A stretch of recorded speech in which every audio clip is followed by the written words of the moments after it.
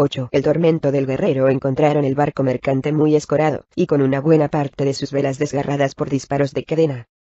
Los tripulantes, aquellos que aún estaban a bordo, yacían muertos sobre la cubierta. Deudermont y sus experimentados marineros sabían que a bordo había habido más. Un barco como aquel normalmente llevaría al menos 12 tripulantes, y solo habían encontrado 7 cuerpos. El capitán tenía pocas esperanzas de que alguno de los desaparecidos estuviera aún con vida. Se veían abundantes tiburones merodeando la carabela dañada, y era probable que más de uno tuviera las tripas llenas de carne humana. Ha ocurrido hace unas horas, le dijo Robillard al capitán, cuando alcanzó a Deudermont cerca del timón roto del barco. Los piratas lo averiaron, acabaron con la tripulación, robaron los objetos de valor, y luego pusieron el barco en un rumbo circular muy ceñido. Debido al fuerte viento que había soplado todo el día, Deudermont se vio obligado a ordenar que Robillard dañara todavía más el barco mercante, lanzando un rayo para destruir totalmente el timón, antes de permitir al duende del mar abarloarse a la carabela. Deben de haber robado un buen cargamento, razonó Deudermont. Las existencias que quedaban en la bodega del bajel mercante indicaban que el barco, que venía desde Memnon, transportaba un gran cargamento de telas, aunque el libro de registro no mencionaba piezas exóticas o excepcionales. Bienes de valor mínimo, respondió Robillard. Han tenido que coger una cantidad sustancial solo para que el abordaje y el asesinato salieran a cuenta. Si han llenado las bodegas, a todas luces van hacia tierra. Se calló, se humedeció un dedo, y luego lo levantó. ¿Y tienen brisa favorable para semejante viaje? No más favorable que la nuestra, dijo el capitán inexorablemente. Llamó a uno de sus tenientes que andaba cerca, y ordenó una última comprobación para ver si quedaba alguien con vida, antes de que todos regresaran al duende del mar. Empezaba la persecución. Wulfgar, que no andaba muy lejos del capitán Deudermont y de Robillard, no perdió palabra. Estaba de acuerdo con la estimación. Había sucedido hacía apenas unas horas. Con el fuerte viento, y las bodegas vacías, el veloz duende del mar alcanzaría rápidamente al cargado bajel pirata, incluso si se dirigía a toda velocidad hacia puerto seguro. El bárbaro cerró los ojos, y pensó en la próxima batalla, su primera acción desde que el duende del mar había zarpado de aguas profundas. Este sería el momento de la verdad para Wulfgar, un momento en el que su determinación y fuerza de voluntad tendrían que imponerse a su vacilante entereza. Miró a los marineros muertos del mercante, asesinados por piratas sedientos de sangre. Aquellos asesinos se merecían el duro destino que les aguardaba, merecían ser lanzados a una muerte fría y solitaria en las aguas oscuras, o ser capturados y devueltos a aguas profundas, incluso a Luskan, para que los juzgaran y ejecutaran. Wulfgar se dijo que era su deber vengar a aquellos inocentes marineros, que era su responsabilidad usar la destreza como guerrero que le habían dado los dioses para ayudar a hacer justicia en un mundo enloquecido, ayudar a dar seguridad a la gente desvalida e inocente. Allí, en la cubierta de la carabela dañada, Wulfgar apeló conscientemente a todos sus atributos ennoblecedores, a todos sus ideales. En aquel lugar de muerte, Wulfgar apeló a sus instintos de deber y responsabilidad, al altruismo de sus viejos amigos. A Drizzt, que no dudaría en lanzarse al peligro por el bien de otro. Pero seguía viendo a Delly y Coulson, solas contra la dureza del mundo, destrozadas por la pobreza y la pena. Un golpecito en el costado devolvió al bárbaro a la realidad, al hecho de que, y el teniente que le había empujado eran los únicos que quedaban a bordo de la carabela. Siguió al teniente a la plancha de abordaje, y se dio cuenta de que Robillard no le quitaba el ojo de encima. Al volver al duende del mar, el bárbaro lanzó una última mirada a la horrorosa escena del barco mercante, y grabó las imágenes de los marineros muertos de su conciencia de manera que pudiera recordarlas cuando llegara el momento de la acción. Usando el sentido común, y un poco de magia de Robillard, el duende del mar avistó al barco pirata poco después del siguiente amanecer. Parecía una nave formidable, un enorme 3 palos con un segundo puente prominente, y una catapulta. Incluso de lejos, Deudermont vio a muchos marineros apresurándose por cubierta, arco en mano. ¿Carlin Baden?, le preguntó Robillard a Deudermont, colocándose a su lado cerca de la proa de la veloz goleta. El duende del mar había perseguido intermitentemente, y durante años a Carlin Baden, uno de los más notorios piratas de la Costa de la Espada. Parecía que al final, había cogido al escurridizo asesino. Por lo que se decía, el barco de Baden era grande pero lento, muy bien acorazado y armado, con unos arqueros de primera, y un par de magos notables. El mismo Baden, era conocido por ser uno de los más sanguinarios de los de Surralia, y la horrible escena del barco mercante, encajaba con el patrón de trabajo de Baden. Si lo es, entonces debemos estar a nuestro mejor nivel, o nos arriesgamos a perder muchos marineros, comentó Robillard. Deudermont, con el ojo en el catalejo, no discrepó. Un error, como los muchos que hemos cometido últimamente, puede costar la vida a muchos de nuestros tripulantes, continuó el mago. Deudermont bajó el catalejo, y observó a su enigmático amigo. Luego siguió el razonamiento de Robillard, y vio que éste miraba de soslayo a Wulfgar, que estaba junto a la borda de estribor en mitad del navío. Se le han mostrado sus errores, recordó Deudermont. Errores que lógicamente entendía que estaba cometiendo incluso mientras los hacía, argumentó Robillard. Nuestro enorme amigo no se rige por la razón cuando comienza el combate, sino por la emoción, el miedo y la rabia.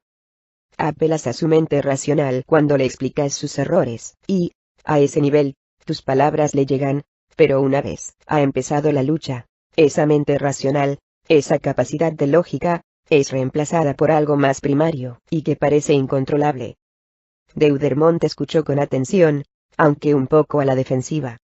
No obstante, a pesar de sus esperanzas, para que fuera al revés, no podía negar los razonamientos de su leal mago. Ni podía ignorar las repercusiones, para el resto de su tripulación, si Wulfgar actuaba irracionalmente, e interrumpía la táctica de Robillard en la batalla. El barco de Baden, a fin de cuentas, llevaba 2 magos, y un gran número de arqueros. Ganaremos este combate, navegando en círculos alrededor del pesado navío, continuó Robillard. Tendremos que ser rápidos, y con reflejos, y fuertes en el viraje. Deudermont asintió, ya que el duende del mar había empleado la maniobrabilidad como arma principal contra muchos barcos de mayor tamaño, a menudo poniendo el costado, junto a la popa del pirata, para barrer de forma devastadora las cubiertas enemigas con sus arqueros. Las palabras de Robillard, por lo tanto, parecían bastante obvias. Fuertes en la virada, reiteró el mago, y Deudermont captó lo que realmente quería decir el mago. ¿Quieres que asigne a Wulfgar a la cuadrilla del timón? Quiero que hagas lo que es mejor para la seguridad de todos los tripulantes del Duende del Mar, respondió Robillard. Sabemos cómo vencer a un navío como ese, capitán. Solo te pido que nos permitas hacerlo de la manera que lo hemos hecho siempre, sin añadir una variable peligrosa en la mezcla. No niego que nuestro Wulfgar sea un guerrero poderoso, pero a diferencia de sus amigos que una vez navegaron con nosotros, es impredecible. Robillard hizo ademán de continuar, pero Deudermont lo hizo callar con una mano levantada y un ligero asentimiento, una confesión de derrota en aquella discusión. Wulfgar había actuado peligrosamente en combates anteriores, y hacer eso ahora, contra este formidable pirata, podría resultar desastroso. ¿Estaba Deudermont dispuesto a arriesgar eso por el ego de un amigo? Miró con atención a Wulfgar, que estaba apoyado en la borda, observando atentamente a su presa, con los puños crispados, y un brillo enfebrecido en los ojos azules. Wulfgar bajó de mala gana a la bodega, y su humor empeoró cuando se dio cuenta de que prefería estar allí abajo. Había visto al capitán acercarse a él después de hablar con Robillard, pero de todos modos, le sorprendió que Deudermont le ordenara bajar a la bodega de popa donde trabajaba la tripulación que gobernaba el timón de combate. Normalmente, el timón del Duende del Mar funcionaba con la rueda de la cubierta principal, pero cuando la batalla empezaba el navegante simplemente transmitía sus órdenes a los marineros de abajo, quienes movían la caña según se les ordenaba, de manera más fiable y enérgica.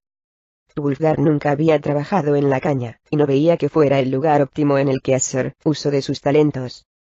Cara agria, le dijo Grimsley, jefe de la cuadrilla del timón. Deberías alegrarte de quedar fuera del alcance de los magos y los arqueros. Wulfgar no respondió. Se limitó a acercarse, y cogió el enorme madero que hacía de timón. Supongo que te han enviado aquí por tu fuerza física, continuó Grimsley, y Wulfgar se dio cuenta de que el encanecido y viejo marino intentaba consolarle. El bárbaro no estaba de acuerdo. Si Deudermont realmente quería usar su gran fuerza para virar el barco, habría puesto a Wulfgar en las escotas de la mayor. Una vez hacía muchos años, a bordo del viejo duende del mar, Wulfgar había virado el barco, sacando su proa fuera del agua, ejecutando una maniobra que parecía imposible de realizar para conseguir la victoria. Pero ahora parecía que Deudermont no confiaba en él ni para esa tarea, y que no le permitiría siquiera contemplar el combate. A Wulfgar no le gustaba ni una pizca, pero era el barco de Deudermont, se recordó. No era asunto de cuestionar al capitán, sobre todo con una batalla inminente. Los primeros gritos de alarma resonaron unos momentos más tarde. Wulfgar oyó la conmoción provocada por una bola de fuego que explotó cerca de ellos. Virad a la izquierda hasta la marca 3. Aulló Grimsley. Wulfgar y el otro hombre que sujetaban la larga caña tiraron con fuerza, alineando el extremo de esta con la tercera marca a babor de la marca central del mamparo. Virad a babor 1. Gritó Grimsley. La pareja respondió, y el duende del mar salió de una virada pronunciada. Wulfgar oyó los gritos en cubierta, el zumbido de las cuerdas de los arcos, el latigazo de la catapulta, y las explosiones de la magia. Los sonidos desgarraban el corazón del noble guerrero bárbaro. Guerrero. ¿Cómo podía Wulfgar ser merecedor de llamarse así cuando no se podía confiar en él para que participara en la batalla, cuando no se le dejaba realizar las tareas para las que se había entrenado durante toda la vida? ¿Quién era, entonces?, se preguntó, cuando sus compañeros, hombres de menos fuerza y habilidad en combate que él, estaban luchando sobre su cabeza, mientras él hacía de mula, y nada más. 2 a estribor. Con un gruñido Wulfgar respondió a la orden, y luego tiró con fuerza cuando Grimsley, que seguía los gritos frenéticos de arriba, ordenó un drástico viraje a babor, lo más cerrado de lo que fuera capaz el duende del mar. Las crujías y el timón crujieron cuando Wulfgar llevó la caña hacia babor por completo, y el duende del mar se inclinó con tanta violencia que el hombre que trabajaba junto a Wulfgar perdió el equilibrio. Despacio. Despacio. Gritó Grimsley al poderoso bárbaro. ¿Que vas a arrojar a la tripulación por la borda, idiota? Wulfgar se tranquilizó un poco, y aceptó la merecida reprimenda. De todas formas, apenas escuchaba otra cosa de Grimsley que no fueran las órdenes específicas que el viejo lobo de mar gritaba. Su atención se centraba más en el sonido de la lucha sobre su cabeza, los alaridos y los gritos, el continuado rugido de la magia y la catapulta. Otros hombres estaban allí arriba en peligro, ocupando su lugar. Va, no te preocupes, comentó Grimsley, notando la expresión avinagrada en la cara de Wulfgar. Deudermont y sus chicos vencerán, no lo dudes. Wulfgar no lo dudaba. El capitán Deudermont y su tripulación ya salían victoriosos de batallas como esta mucho antes de que él llegara. No era eso lo que desgarraba el corazón de Wulfgar. Sabía cuál era su sitio, y desde luego no era aquel, pero debido a su flaqueza era el único puesto que el capitán Deudermont podía adjudicarle. Sobre él, las bolas de fuego explotaban y los rayos crepitaban. Las cuerdas de los arcos zumbaban, y las catapultas lanzaban sus cargas incendiarias con un gran ruido de latigazo.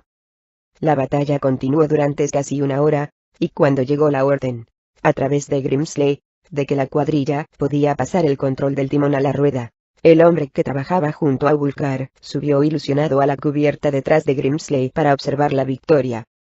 Wulfgar se quedó solo en la bodega de popa, sentado contra el mámparo, demasiado avergonzado para mostrar la cara encubierta, demasiado temeroso de que alguien hubiera muerto en su lugar. Oyó a alguien en la escalera, y se sorprendió de ver bajar a Robillard, que sostenía sus ropajes azul oscuro levantados para no tropezar en los escalones. El control ha vuelto a la rueda, dijo el mago. ¿No crees que podrías ayudar a rescatar lo que podamos del barco pirata? Wulfgar lo miró con dureza. Incluso sentado, el bárbaro parecía más alto que el mago. Wulfgar pesaba 3 veces más, y sus brazos eran más gruesos que las delgadas piernas de Robillard. Wulfgar parecía muy capaz de despedazar al mago, sin apenas esfuerzo. Si Robillard se sentía intimidado por el bárbaro, no lo demostró. Tú me has hecho esto, dijo Wulfgar. ¿El qué? Han sido tus palabras las que me han puesto aquí, no las del capitán Deudermont, aclaró Wulfgar. ¿Lo has hecho tú? No, querido Wulfgar, dijo Robillard con malignidad. Tú lo has hecho, Vulgar levantó la barbilla, con una mirada desafiante. Ante una batalla que se presentaba difícil, el capitán Deudermont no tuvo más remedio que relegarte a este lugar. El mago estaba contento al explicarlo. Tu insolencia e independencia no exigían menos. ¿Crees que nos arriesgaríamos a perder marineros para satisfacer tu rabia desatada y la alta opinión que tienes de ti mismo? Vulgar se desplazó hacia adelante y se puso en cuclillas, como si fuera a saltar y estrangular al mago. ¿Por qué? ¿Qué otra cosa que el orgullo, a menos que se trate de total estupidez, ha guiado tus acciones en los últimos combates? Continuó Robillard, sin parecer impresionado o nervioso. Somos un equipo bien disciplinado, y en el que cada uno cumple su papel. Cuando uno no hace lo que debe, entonces somos un equipo debilitado, en el que cada uno va por su lado, en lugar de cooperar en armonía. Eso no se puede tolerar. Ni de ti, ni de nadie. Así que ahórrame tus insultos, tus acusaciones, y tus vacías amenazas, o te encontrarás nadando. Los ojos de Vulgar se abrieron un poco, traicionando su aparente postura impasible. Y te aseguro que estamos muy lejos de tierra, finalizó Robillard, y empezó a subir la escalera. Aunque se paró, y volvió a mirar a Vulgar. Si no has disfrutado de la batalla de hoy, entonces quizás sería mejor que te quedaras en tierra en nuestra próxima escala en aguas profundas. Comillas angulares derechas, sí, quizás esa sería la mejor idea, continuó Robillard después de una pausa, asumiendo una postura pensativa. Vuelve a tierra, Vulgar. No perteneces a esta tripulación. El mago se fue, pero Vulgar no lo siguió. Se dejó caer contra el mámparo, deslizándose hasta quedarse sentado una vez más, pensando en lo que había sido antes, y en lo que era ahora. Una verdad espantosa que no quería afrontar. Ni siquiera podía pensar en el futuro, para decidir qué deseaba ser,